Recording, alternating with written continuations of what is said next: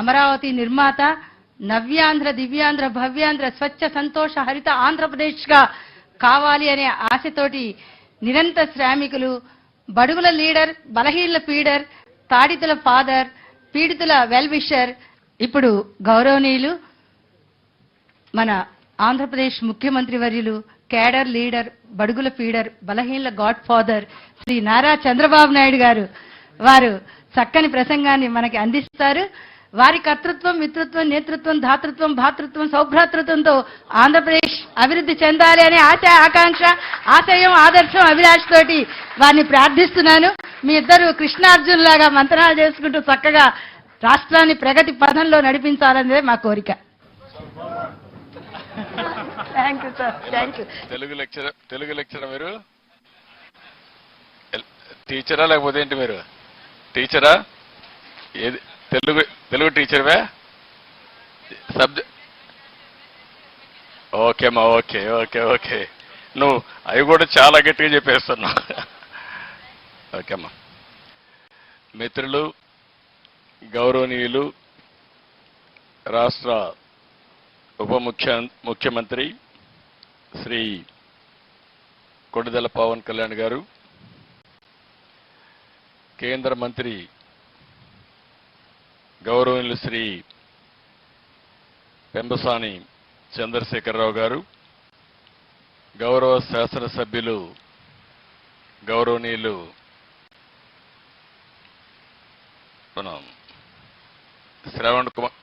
శ్రవణ్ కుమార్ గారు, గౌరవ శాసన మండలి సభ్యులు యేసురత్నం గారు, స్పెషల్ చీఫ్ సెక్రటరీ గౌరవనీయులు అనంతరం గారు, principal chief conservator of forest గౌరవనీయులు చిరంజీవి చౌదరి గారు, జిల్లా కలెక్టర్ గారు, ఇక్కడికి విచ్చేసినటువంటి సోదరీమణులందరికీ, పర్యావరణ ప్రియులందరికీ కూడా మనస్ఫూర్తిగా నమస్కారాలు, అభినందనలు, శుభాభినందనలు. ఈరోజు మా కార్యక్రమం అయితే నరసరావుపేటలో ఉంది. ఓసారి వాతావరణం అనుకూలించకపోతే మనం ఏమీ చేయలేం. మేమిద్దరం కలిసి అక్కడికి వెళ్ళాలి. అక్కడ జేఎన్టీయూలో ఈ చెట్లు నాటే కార్యక్రమం పిల్లలతో కలిసి చేయాలనుకున్నాం. అక్కడ మిస్ అయ్యాం. ఇక్కడ పిల్లలతో కలిసి ఈ కార్యక్రమం చేసే పరిస్థితికి వచ్చాం. చాలా సంతోషం. ఒక మహత్తరమైన కార్యక్రమం, ఒక శుభ కార్యక్రమం. ఎన్నో పనులు చేస్తాం కానీ కనీసం చెట్లు పెట్టడం, కనీసం చెట్లు పెట్టకపోయినా చెట్లు పెట్టేది చూడడం, ఇది మంచి కార్యక్రమం. అవునా కాదా? మీరే చెప్పండి పిల్లలు, అవునా? ఇప్పుడు ఒక్క నిమిషంలో మాకు ఒక ఆలోచన వస్తే నేను ప్రమాణం చేయించవచ్చు, లేకపోతే మా మిత్రులు డిప్యూటీ సీఎం పవన్ కళ్యాణ్ గారు చేయించవచ్చు. కానీ మేము అనుకున్నది భవిష్యత్తు మీది. మీరు చేస్తే మేము ప్రమాణం చేయాలి, మీ దగ్గరనే చేయించాలని మీ నాయకత్వంలో మేము చేశాం. అది ఈ ప్రభుత్వం యొక్క పట్టుదల అని చెప్పి కూడా నేను మీకు తెలియజేస్తున్నాను. ఏ పని చేసినా మీ భవిష్యత్తు దృష్టిలో పెట్టుకుంటాం. ఈ పిల్లల భవిష్యత్తు ధ్యేయంగా మేము పనిచేస్తాం. ఈరోజు మీరు ఒక్కసారి చూస్తే పవన్ కళ్యాణ్ గారు పర్యావరణం అంటే ఆయనకి చాలా మక్కువ, చాలా ఇష్టం. అందుకే ఆయన ఇంతవరకు చెట్లు నాటే కార్యక్రమం వ్యక్తిగతంగా చేశాడు, కొంతమందికి స్ఫూర్తినిచ్చాడు. ఈరోజు బాధ్యత కూడా తీసుకుంటున్నాడు. రాష్ట్రం మొత్తం చెట్లు పెట్టి భవిష్యత్తులో 50% గ్రీన్ కవర్ వచ్చే బాధ్యత తీసుకోవడం అనేది ఒక మంచి కార్యక్రమం. గట్టిగా అందరూ కూడా చప్పట్లు కొట్టి అభినందించండి. ఇది జయప్రదం కావాలని కూడా భగవంతుని ప్రార్థించండి. ప్రతి ఒక్కరి బాధ్యత. అందరూ ఆక్సిజన్ తీసుకుంటాం, ఆక్సిజన్ వచ్చే చెట్టు మాత్రం పెట్టాలని ఆలోచించాం. ఇది కూడా మీ బాధ్యత. కనీసం సంవత్సరం ఒక్కొక్కరు ఒక్కొక్క చెట్టు పెడితే, లేకపోతే 2 చెట్లు పెడితే 10 కోట్ల చెట్లు అవుతాయి. ఈరోజు డిప్యూటీ సీఎం గారు చెప్పినట్టు దగ్గర 1 కోటి చెట్లు ఈ సంవత్సరం పెడుతున్నాం. 1 కోటి చెట్లు పెడితే 0.33% గ్రీన్ కవర్ పెరుగుతుంది. అంటే మనం పెట్టే చెట్లు కొన్ని ఉంటాయి, కొన్ని సహజంగానే పెరుగుతూ వస్తాయి, ప్రజలు కూడా పెడతా ఉంటారు.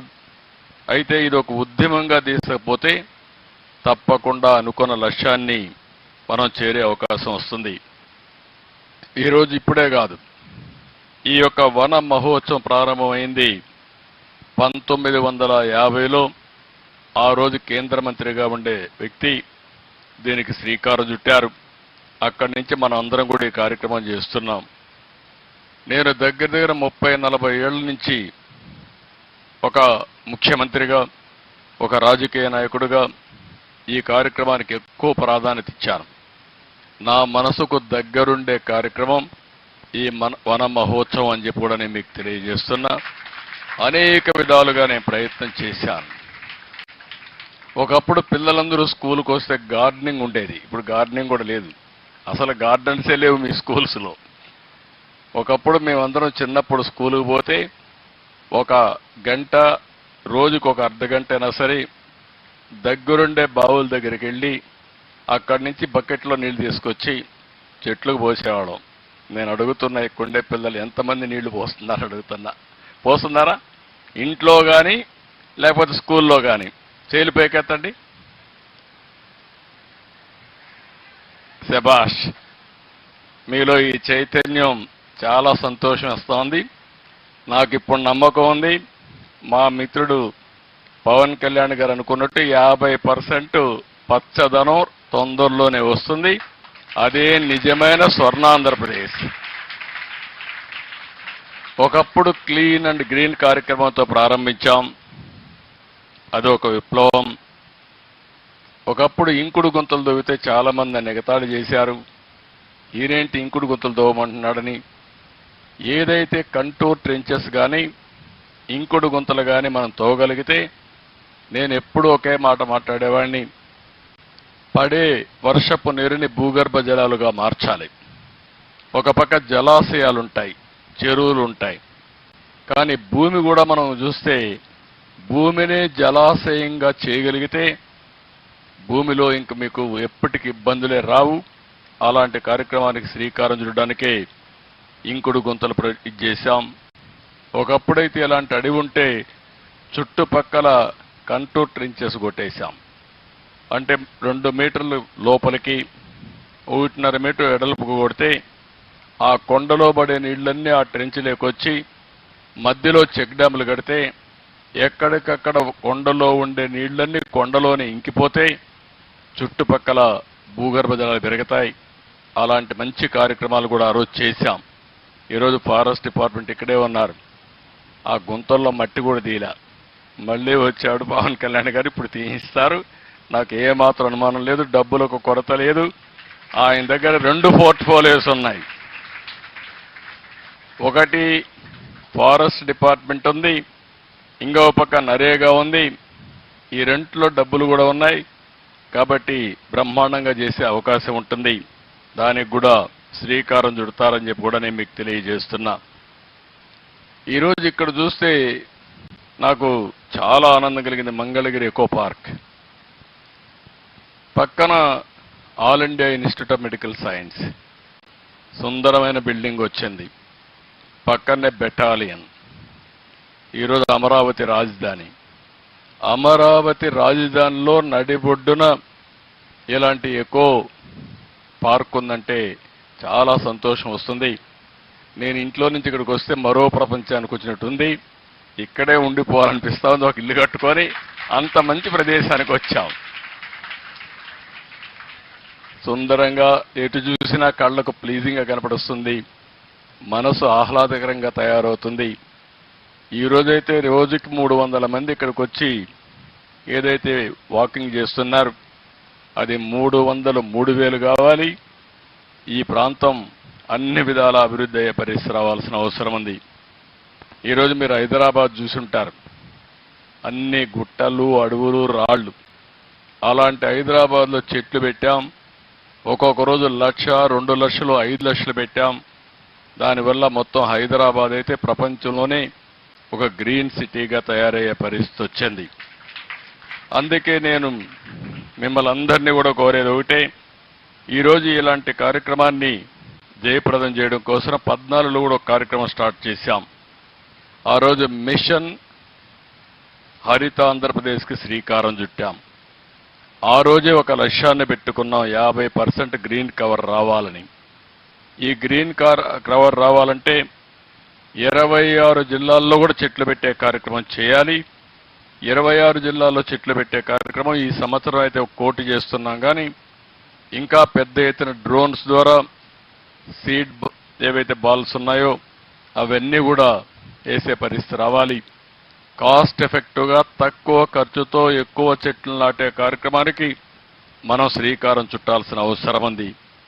ఇక్కడే ఒకసారి చూస్తే ఒక కార్యక్రమం ఇప్పుడే ముఖ్యమంత్రి గారు ఒక మాట అన్నారు.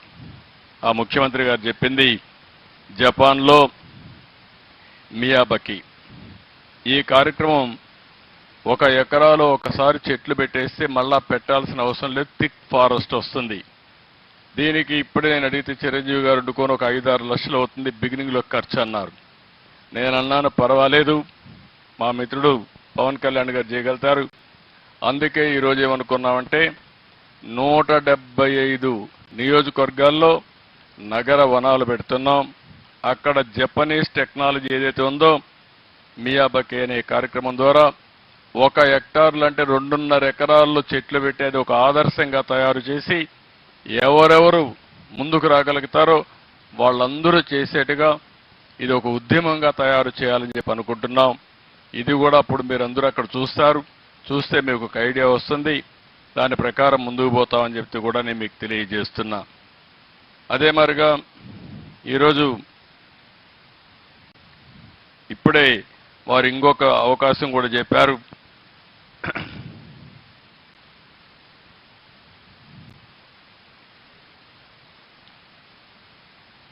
ఇంకొక మాట కూడా చెప్పారు, నరేగా డబ్బుల్ని దీంట్లో ఇంక్లూడ్ చేద్దామని. మియావాకీకి నరేగా డబ్బులు అది ఈజీగా అవుతుంది. మీరు 175 కూడా కన్వర్ట్ చేయొచ్చు అనుకుంటున్నా. అవసరమైతే 1 హెక్టార్ కాకుండా దాంట్లో ఎటు మెటీరియల్ కాంపోనెంట్ ఉంటుంది, లేబర్ కాంపోనెంట్ ఉంటుంది. రెండూ కలిపి ఈ 175 కనీసం 50% అన్న చేయండి, చాలా ఇంపాక్ట్ వస్తుంది. దానివల్ల రాష్ట్రంలో ఒక స్ఫూర్తిదాయకంగా ముందుకు పోయే పరిస్థితికి వస్తుంది. పక్కనే నరేగా మంత్రి కేంద్రంలో ఉండడం ఆయన చూస్తున్నాడు ఇవన్నీ ఏంటని. మేము ఎప్పుడు కొత్త ఆలోచనలు చేస్తాం. ఆ కొత్త ఆలోచనలు మీరు దేశం అంతా అమలు చేసే బాధ్యత మీకు ఇస్తాం. ఇంత మునుపైతే నరేగా ద్వారా పనులు చేయాలని తెలియని రోజున పనులు చేపించాం. ఎప్పుడు కూడా మనసు ఉండాలి, ఆలోచనలు ఉండాలి, కార్యక్రమాలు ఆటోమేటిక్గా అవుతాయని చెప్పి కూడా నేను మీకు తెలియజేస్తున్నా. ఈరోజు ఇంకొక పక్కన ఈరోజు పిల్లలందరూ ఎక్కడున్నారు, గ్లోబల్ వార్మింగ్ పెరిగింది. ఎంతో మంది చెప్తున్నారు మనకందరికీ. దీనివల్ల పొల్యూషన్ విపరీతంగా పెరిగిపోతా ఉంది. ఒక పక్క పరిశ్రమల కాలుష్యం, ఒక పక్క వాహనాల కాలుష్యం, ఇంకో పక్క నదులు కాలువలు ఇవన్నీ కూడా కలుషితం అయిపోతున్నాయి. దీనికి తోడుగా అడవుల్ని మనం నరికేస్తున్నాం. ఇవన్నీ చేసిన దానివల్ల అడవుల్లో అయితే ఒక ఫారెస్ట్కు వ్యతిరేకంగా మైనింగ్ కూడా చేసే పరిస్థితి వచ్చారు. కొంతమంది పార్కుల్ని, చెరువుల్ని, కాలువలు కూడా కబ్జా చేసే పరిస్థితికి వచ్చారు. అదే మరిగా టౌన్స్ బాగా వస్తున్నాయి, ఎక్కడికక్కడ కాంక్రీట్ వస్తూ ఉంది. దీనివల్ల కూడా మీరు ఒకసారి చూస్తే పెను మార్పులు పర్యావరణంలో వచ్చే పరిస్థితి వస్తూ ఉంది. అయితే ఇవన్నీ మనం కాదనలేం. అదే సమయంలో మనం అందరం ఆలోచించుకోవాల్సింది, దీనివల్ల కరువులు వస్తున్నాయి, ఇంకొక పక్క విపరీతంగా తుఫాన్లు వస్తున్నాయి. ఇటీవల కాలంలో క్లౌడ్ బరస్ట్ అవుతుంది. అంటే ఒకే దిక్కడ క్లౌడ్స్ రావడం, మేఘాలు రావడం, పడే వర్షం ఒకటే దిక్కడ గురిసిపోతా ఉంది. మొన్న అదే కేరళలో జరిగింది. కేరళలో క్లౌడ్ బరస్ట్ అయ్యి మొత్తం ఆ ప్రాంతం అంతా వరదలు వచ్చేసి చాలా మంది చనిపోయే పరిస్థితికి వచ్చారు. ఇవన్నీ పోవాలంటే పిల్లలు మీరు గుర్తుపెట్టుకోవాల్సింది ఒకే మార్గం, చెట్లు పెట్టడం. అవునా కాదా మీరే ఆలోచించుకొని మీ భవిష్యత్తు కోసం మీరు ముందుకు రావాల్సిన అవసరం ఉంది. ఈరోజు అమరావతి ఉంది, ఒక సుందరమైన రాజధానిగా తయారు చేస్తాం. ఇది బ్లూ అండ్ గ్రీన్ కాన్సెప్ట్తో ముందుకు పోతున్నాం. 51% చెట్లుంటాయి, పార్కులుంటాయి, బ్రహ్మాండంగా అభివృద్ధి చేసి ముందుకు తీసుకెళ్తాం. మనం అందరం ఇవన్నీ చేస్తామంటే 5 సంవత్సరాల గవర్నమెంట్ ఏం చేసిందంటే అడవుల్లో మనం ఎర్ర చందనం వేస్తే వీళ్ళు స్మగ్లర్ని పెంచారు. ఎక్కడికక్కడ ఎర్ర చందనం స్మగిల్ చేసే వ్యక్తుల్ని ప్రోత్సహించి సీట్లు కూడా ఇచ్చే పరిస్థితికి వచ్చారు. ఒక్క సహజ వనరుల దోపిడీ మీరు చూస్తే 19,000 కోట్ల రూపాయలు దోపిడీ చేసే పరిస్థితికి వచ్చారు. కడాన మీరు చూసినప్పుడు ఇసుకైతే పెద్ద ఎత్తున దొంగ రవాణా చేశారు. నేచర్ మనకు అన్ని ఇచ్చింది, నీళ్లు ఇస్తా ఉంది, మనకు కావలసిన గాలి ఇస్తుంది, బాగా మెయింటైన్ చేస్తే వర్షాలు సక్రమంగా ఇస్తుంది. అదే మరి సహజ వనరులన్నీ కూడా భూగర్భ ఖనిజ సంపద ఇస్తుంది. కానీ ఇవన్నీ కూడా ఇష్టానుసారంగా చేసి కడాన కొండలు వేసే పరిస్థితికి వచ్చారు. మీరు చూశారు ఋషికొండ, అక్కడ ఋషులు ఒకప్పుడు ధ్యానం చేసేవాళ్ళు. అలాంటి ఋషి కొండ కొట్టేసి 500 కోట్ల రూపాయలు ఖర్చు పెట్టి ప్యాలెస్ కట్టుకున్నారు. మీరందరూ ఒప్పుకుంటారా నేను అడుగుతున్నా? ఇక్కడ ఎవరైనా వచ్చి ప్యాలెస్ కడితే మీరు ఒప్పుకుంటారా? రేపు పవన్ కళ్యాణ్ గారు నాకు అధికారం ఉందని ఒక ప్యాలెస్ కడితే మనం ఒప్పుకుంటా నేను అడుగుతున్నా. కానీ కట్టారు. ఆయన పవన్ కళ్యాణ్ గారు కట్టరు, వేరే వాళ్ళని కట్టనీరు, కడితే తాట తీస్తారు. అది ఆయన మెంటాలిటీ, ఆనాటి పాలకుల యొక్క ఆలోచన విధానం ఇది.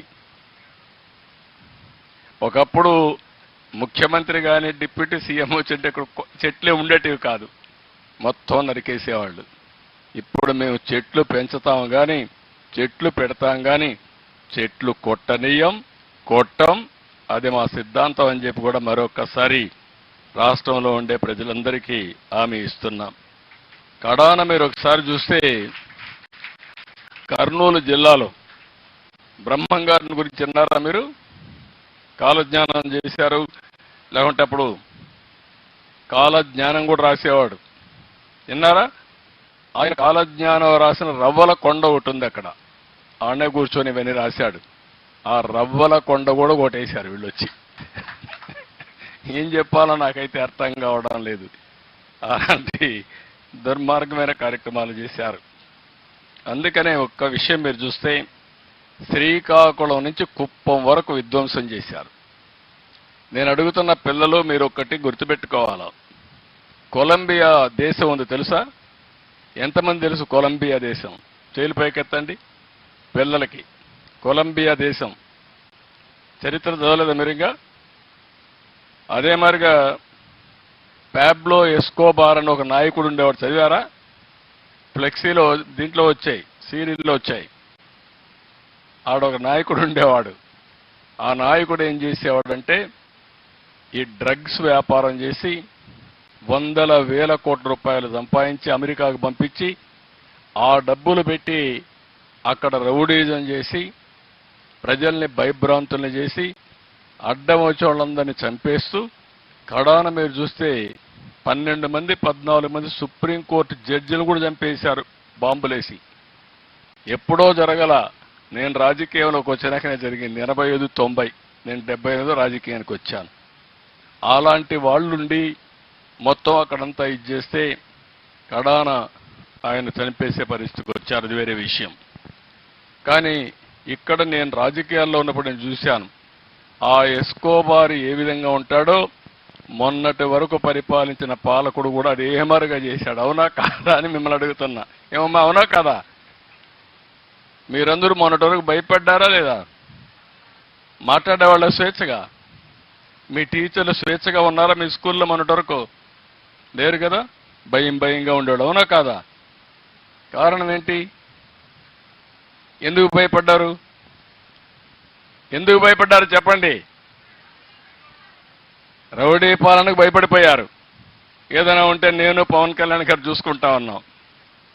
అందుకే ఆయన రానివ్వకుండా ఆయన వచ్చి నన్ను అరెస్ట్ చేస్తే ఆయన రావడానికి వస్తే ఆయన రానియకుండా ఉంటే రోడ్డు మీద పడుకొని నిరసన తెలియజేసే పరిస్థితికి వచ్చారు. అవునా కాదా ఆలోచించండి. ఇప్పుడు జరుగుతున్న అవన్నీ ఫ్రీగా ఉన్నారు. అవునా కాదా? ఫ్రీగా ఉన్నారా లేదా? మీరు స్వేచ్ఛ వచ్చిందా లేదా? అది మనకు గత పాలనకు డిఫరెన్స్. అలాంటి వ్యక్తులు మళ్ళా వస్తే ఏమవుతుందమ్మా? మీ భవిష్యత్తు సర్వనాశనం అయిపోతుంది. స్టేట్ పోతుంది, మీ భవిష్యత్తు ఉండదు, అందరం అంధకారమయ్యే పరిస్థితి వస్తుంది. మన స్వార్థం మొట్టమొదటిసారిగా వారు చెప్పింది నేను చూశాను. ఎక్కడికి పోయినా నేను మాట్లాడుతూ ఉంటే ఎవ్వరూ నవ్వేవాళ్ళు కాదు, ఎవ్వరూ రెస్పాండ్ అయ్యేవాళ్ళు కాదు. మాకే ఆశ్చర్యం వేసేది, ఏం చెప్పాలో మాకు అర్థం కాకుండా. మేము చేయగలిగింది మొట్టమొదటిసారిగా 5 కోట్ల మందికి స్వాతంత్రం తేగలిగాం మేము, పవన్ కళ్యాణ్ గారి మళ్ళీ ఒకసారి ఈ రాష్ట్రంలో. అది మొదటి విజయం. ఇప్పుడు ఇక్కడి నుంచి ఏ విధంగా మిమ్మల్ని అందరూ నిన్న ఒకసారి చూశారు, వ్యవస్థలు ఎంత నిర్వీర్యమైపోయినాయంటే, ఎవరో ఒక అమ్మాయి బాంబే కాదంబరి చూశారు కదా నిన్న. ఈరోజు వింటున్నారా? మీరు వింటున్నారా? ఆ అమ్మాయి సినిమా యాక్ట్రెస్ కూడా. ఆ అమ్మాయిని పట్టుకొచ్చి దొంగ సంతకాలు, దొంగ పుస్తకం రాసి ఫోర్జరీ చేసినటువంటి డాక్యుమెంట్స్ తయారు చేసి దొంగతనంగా ఆవిడలో పెట్టి ఆవిడ్ని ఇక్కడ అరెస్ట్ చేసి ఇక్కడ కస్టడీలో పెట్టే పరిస్థితికి వచ్చారు. అంటే పోలీసులు ఎవరైతే ప్రజల ప్రాణాలు కాపాడవలసిన పోలీసులే ఇలాంటి పనులు చేస్తే ఇంకా రక్షణ ఎవరుకుంటుందని అడుగుతున్నా. ఇలాంటి చాలా సంఘటనలు జరిగాయి. అందుకే మీరందరూ గుర్తుపెట్టుకోవాల్సిన అవసరం ఉంది. భవిష్యత్తులో ఒకటే మీ అందరికీ హామీ ఇస్తున్నా, మీరందరూ మేము మీ భవిష్యత్తు కోసం పనిచేస్తున్నాం, రాష్ట్ర భవిష్యత్తు కోసం పనిచేస్తున్నాం.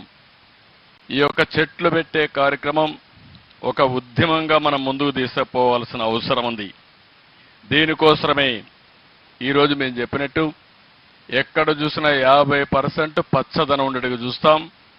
నదుల అనుసంధానం చేసి ఎక్కడికక్కడ కరువు అనే మాట లేకుండా పూర్తిగా ప్రతి ఎకరాకు నీళ్ళిచ్చే బాధ్యత, పోలవరాన్ని పూర్తి చేసే బాధ్యత తీసుకుంటాం. ఈ సంవత్సరం మీరు చూస్తే మంచి వర్షాలు పడ్డాయి. ఎక్కడ చూసినా రిజర్వాయర్స్ అన్ని కళకళలాడుతున్నాయి. ఇది శుభ సూచకం. మీ భవిష్యత్తుకు మార్పుకి మొదలు మెట్టు అని చెప్పి కూడా నేను మీ అందరికీ తెలియజేస్తున్నా.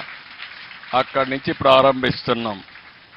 ఇంకొక పక్కన ఒకప్పుడు కరెంట్ అనేది ఎక్కడో ఉత్పత్తి చేసి వస్తే ఇప్పుడు మీ స్కూల్లోనే కరెంట్ ఉత్పత్తి చేసుకోవచ్చు, మీ ఇంట్లో కరెంటు తయారు చేసుకోవచ్చు, మీ పొలంలో కరెంటు తయారు చేసుకోవచ్చు. సోలార్ ప్యానెల్స్ పెట్టుకుంటే మీరు అక్కడనే తయారు చేసుకుంటారు. కడాన మీరు కరెంటు తయారు చేసుకోవడమే కాదు, స్కూలుకు పోవాలంటే స్కూల్ బస్సు కూడా అవసరంలే. మీరు స్కూటర్ కొనుక్కుంటే, సైకిల్ కొనుక్కుంటే ఇంట్లో ఛార్జ్ చేసుకొని సైకిల్ కూడా దొక్కే పని లేకుండా మీరు స్కూలుకు పోయి మళ్ళా వచ్చే పరిస్థితి వస్తుంది. మార్పులు ఎంత వస్తున్నాయో మీరు పిల్లలు మీరు గుర్తుపెట్టుకోవాలి. ఒక విధంగా మీరు అదృష్టవంతులు మాకంటే. మేము చిన్నప్పుడు స్కూలుకు పోవాలంటే నడిచిపోయేవాళ్ళం 6 కిలోమీటర్లు. ఈరోజు మీరు ఏది కావాలన్నది వచ్చే పరిస్థితి వస్తుంది. ఇంకా భవిష్యత్తులో ఇంకా అనేకమైన మార్పులు వస్తాయి. మేము అందుకే ఆలోచిస్తున్నాం. సోలార్, విండ్, అదే మరి పంప్డ్ ఎనర్జీ ఇవన్నీ పెట్టి ఏమాత్రం కూడా పొల్యూషన్ లేని కరెంట్ని, గ్రీన్ కరెంట్ని తయారు చేసే పరిస్థితి వస్తుంది. తద్వారా గ్రీన్ హైడ్రోజన్ కూడా వస్తుంది.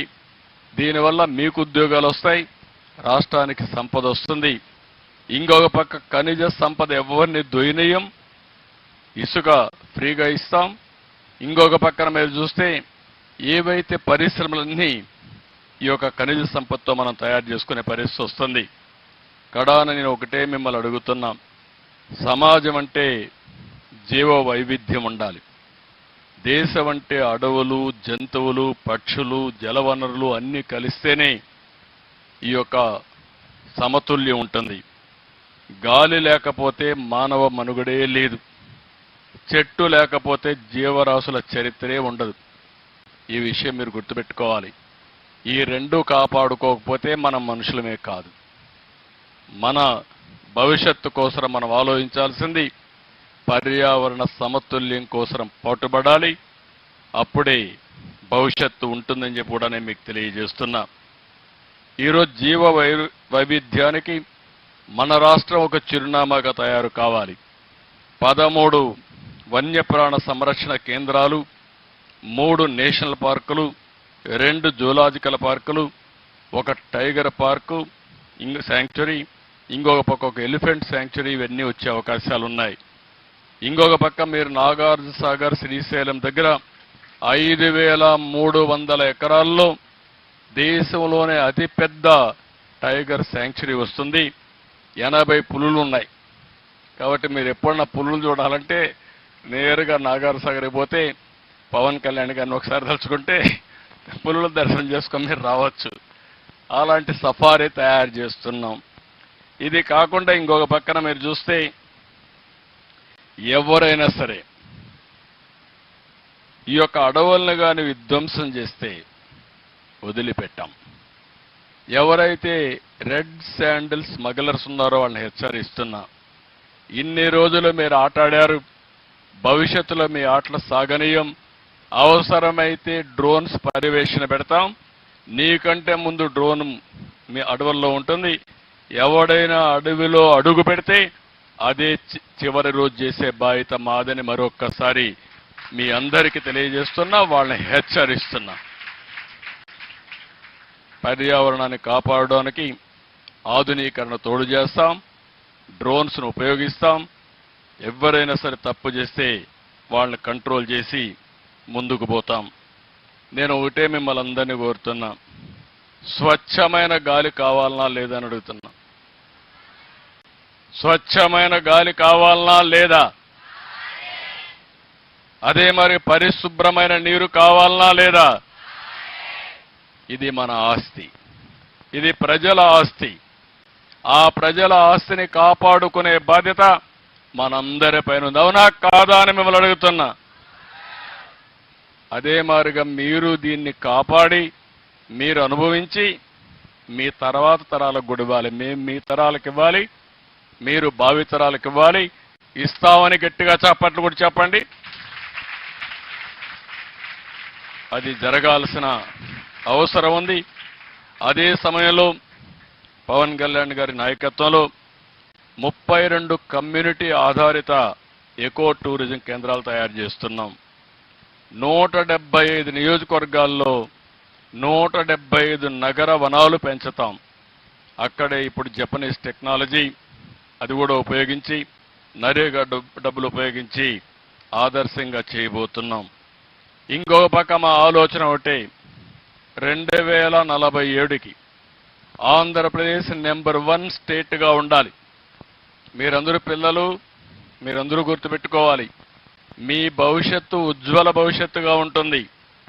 మీరు అమెరికాకు పోవాల్సిన పనిలే, మంగళగిరిలో కూర్చొని ఒక కంపెనీ ప్రారంభించి ప్రపంచంలో ఉండే అన్ని దేశాలకు సేవలు అందించే అవకాశం మీకుంది. ఆ మేధో శక్తి మీకుంది. ఇప్పుడు మీ ఎంపీ ఉన్నాడు చంద్రశేఖర్ గారు. ఆయన కూడా ఇక్కడనే గుంటూరులో పుట్టాడు, అమెరికాకి వెళ్ళాడు డాక్టర్గా, అక్కడ ఒక కంపెనీ పెట్టాడు, డబ్బులు సంపాదించాడు, మళ్ళా ఇక్కడికి వచ్చి ఎంపీ అయ్యాడు, ఇప్పుడు కేంద్ర మంత్రి అయ్యాడు, లాటరీ వచ్చింది ఆయనకు. మీకు కూడా ఇలాంటి అన్ని కూడా ఒక స్టెప్ ముందు మీరు వేయగలిగితే, 4 అడుగులు కలిసి వస్తుంది. పెంబసాని చంద్రశేఖర్ ఒక మామూలు కుటుంబంలో పుట్టి, పవన్ కళ్యాణ్ గారు ఒక మామూలు కుటుంబంలో పుట్టి, నేను ఒక మామూలు కుటుంబంలో పుట్టి, మేము ఒక ముఖ్యమంత్రిగా కేంద్ర మంత్రిగా అయ్యారంటే మీరు కాలేరా? ఏం పిల్లలు కాలేరా మీరు? దానికి ఏం కావాలి? సంకల్పం కావాలి. అవునా కాదా? సంకల్పం చేయండి, మీరు అనుకున్న లక్ష్యం కోసం పనిచేయండి. ఇది సాధ్యం అని చెప్పి తెలియజేసుకుంటూ, మౌలిక వసతులతో పల్లెల్లో వెలుగులు నింపుతాం, పథకాలతో జీవన ప్రమాణాలు పెంచుతాం. పిల్లలకందరికీ యువతకు ఒకటి హామీ ఇస్తున్నాం, పెట్టుబడులు తెస్తాం, యువత భవిష్యత్తుకు భరోసా ఇస్తాం. మీరు పెద్దయ్యే లోపల మీరు ఎత్తుక్కునే పని లేకుండా ఉద్యోగం ఎత్తుక్కుంటూ మీ దగ్గరకు వచ్చే విధంగా చేసే బాధ్యత మాదని మీ అందరికీ హామీ ఇస్తున్నా. అయితే దానికి అనుకూలంగా మీరు చదువుకోవాల్సిన అవసరం ఉంది. ఇదే కాకుండా మా ఆలోచన ఒకటే, జీరో పావర్టీ. సంపద చాలా అవసరం. సంపద కొంతమంది వ్యక్తులకే ఉండడం కాదు, అందరికీ రావాలి. మొట్టమొదటి స్టెప్ కింద పేదరికం లేని సమాజం, జీరో పావర్టీ. అక్కడి నుంచి ఆర్థిక అసమానతలు తగ్గించే వ్యవస్థకు శ్రీకారం చుడతాం.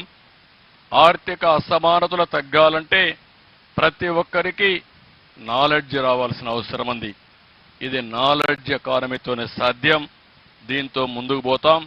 దీనికి కావాల్సిన సుపరిపాలన, ఆ సుపరిపాలన ఇవ్వడానికి అన్ని విధాలా పనిచేస్తామని చెప్పి తెలియజేసుకుంటూ మరొక్కసారి మిమ్మల్ని అందరినీ కోరుతున్నా, మా ఆలోచన హరిత ఆంధ్రప్రదేశ్, మా ఆశయం స్వర్ణ ఆంధ్రప్రదేశ్.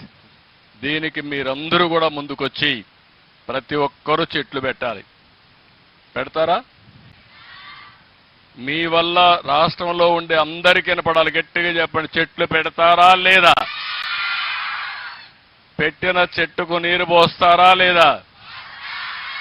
మొట్టమొదటి చెట్టు ఒకటి పెట్టండి. ఆ చెట్టుకు మీ తల్లి పేరు చెప్ప, అమ్మ పేరు పెట్టండి. అమ్మ పేరు ఎందుకంటే కన్న తల్లి మనకు జన్మనిచ్చింది. ఆ తల్లి రుణం తీర్చుకోవడానికి ఒక చెట్టు పెడతామని గట్టిగా మీరందరూ చెప్పాలి. పెడతారా? మళ్ళీ నేను వచ్చి చూడొచ్చునా? నేను పవన్ కళ్యాణ్ గారు ఎక్కడొచ్చినా అడుగుతాం, ఎక్కడ చెట్టు పెట్టారో చూపించమని. ఆ చెట్టు పేరేంటి అని అడుగుతాం. అప్పుడు ఏ పేరు చెప్పాలి మీరు?